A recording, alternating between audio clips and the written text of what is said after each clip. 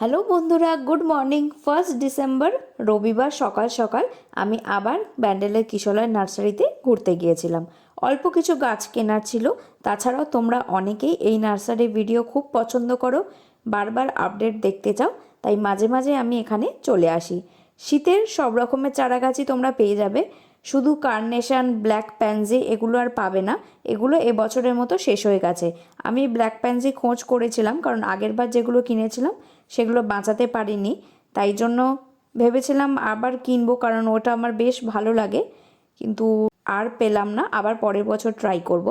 তাছাড়া নতুন সাকুলেন্ট এসেছে দেখলাম, এগুলো সব 100 টাকা করে। কয়েকটা তো বেশ বড় ভালো সাইজের, তবে এগুলো যে সয়েল মিডিয়াতে করা আছে, আমি কিন্তু এই সয়েল মিডিয়াতে বাঁচাতে পারি না। আমি কিনলেও সেটা চেঞ্জ করে সিন্ডারে ট্রান্সফার করে নিই। এবার তোমরা জারবেরা পেয়ে যাবে, ছবি অনুযায়ী একদম আলাদা আলাদা করে রাখা আছে।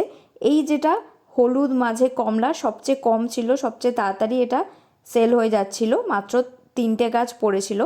তাছাড়াও অন্য 2 রকমের হলুদ রং ছিল, লাল 2 রকমের ছিল, একটা ডিপ গোলাপি বা ম্যাজেন্ডা কালার এখানে যেটা দেখতে পাচ্ছ, এটাও বেশ সুন্দর, এটা আমার আছে। আর এই ভ্যারাইটিগুলো কিন্তু স্টিকগুলো খুব বড় হয় না, মাঝারি সাইজের হয়, হাওয়াতে ভেঙে পড়ে যাওয়ার চান্সটা থাকে না। এই ভ্যারাইটিটা তোমরা ইজিলি করতে পারো।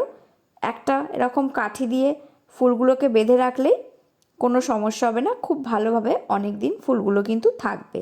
আমার এখনও ফুল হয়নি, হলে তোমাদের দেখাবো।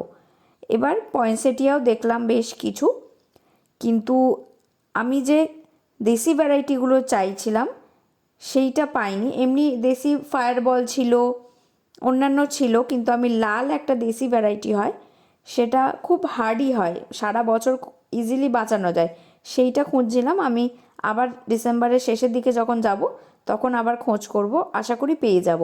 আর এগুলো তো দেখতেই পাচ্ছ হাইব্রিড, অনেক রকমের কালার ছিল, হলুদ, সাদা। আর এই যে গোলাপগুলো দেখছো, এগুলো 60 টাকা করে।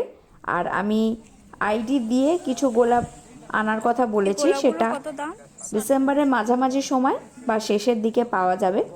এছাড়াও অনেক রকমের, প্রায় 42 রকমের বোগেনভেলিয়া আসছে, তার জন্য মোটামুটি 15-20 দিন ওয়েট করতে হবে। আর বেশ কিছু অ্যান্থোরিয়াম ছিল, 4-5টা কালারের ছিল, কিন্তু সাদা, হলুদ এই রঙগুলো আমি দেখতে পাইনি। লাল, গোলাপি এই দুটো কালারই বেশি ছিল। তাছাড়া একটা ডিপ লাল বা অনেকটা চকলেট কালারের মতো, সেটাও আমি দেখেছি। বেশ হেলদি ফ্রেশ গাছ।